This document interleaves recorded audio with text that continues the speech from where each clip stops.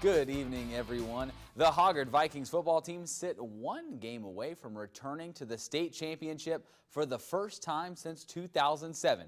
It's been a historic run for the Vikings, but more history can still be made. Making it to the Eastern Finals is quite the accomplishment. Really proud of the way our team's played week in and week out, and another big challenge this week. The guys are really excited about it. It's been a challenge not many teams have been able to overcome.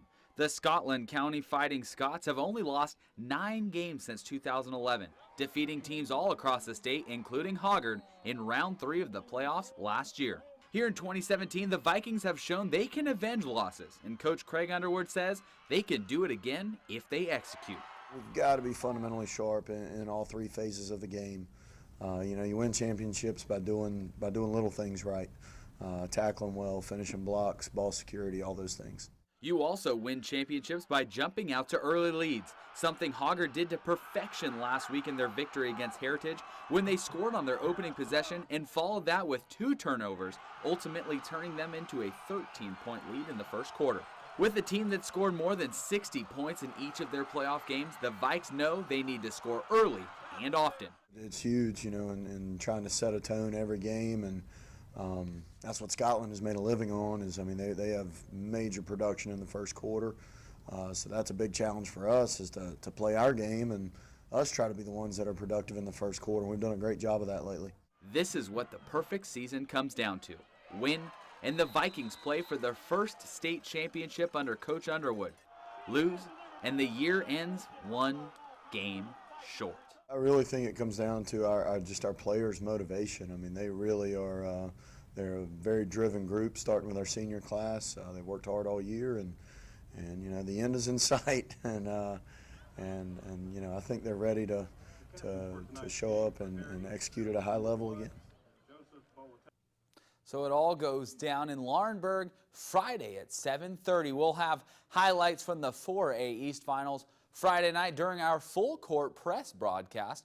Thursday, we'll check in with the New Hanover Wildcats ahead of their semifinal game as well. Now, the UNCW men's basketball team saw another speed bump in their season as they couldn't get in the win column at the Savannah Invitational.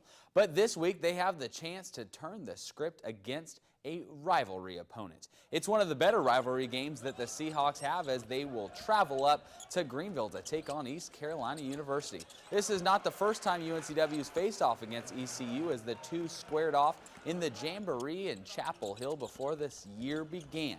While the Seahawks got the win, the single 13-minute period with running clock didn't give either team time to really establish themselves as a real game would. But Coach McGrath says just seeing them live will benefit his team Thursday. You watch tape and you're like, oh, he looks long, but you don't really know until you play against him, or he looks pretty physical. But when you remember getting pushed around for those 5 minutes or whatever it was, that stays in your mind. And I think that's the biggest thing, because you don't ever really scrimmage against opponents. It's a full 40-minute game Thursday night between the Seahawks and Pirates, and we'll have highlights right here following the game.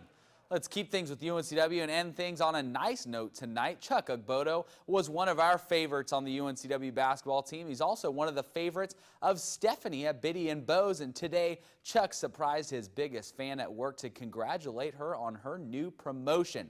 That's the kind of great things we love to see our athletes do. Congratulations from all of us at WWAY on your promotion, Stephanie, and way to go, Chuck. Daniel, that is some awesome stuff.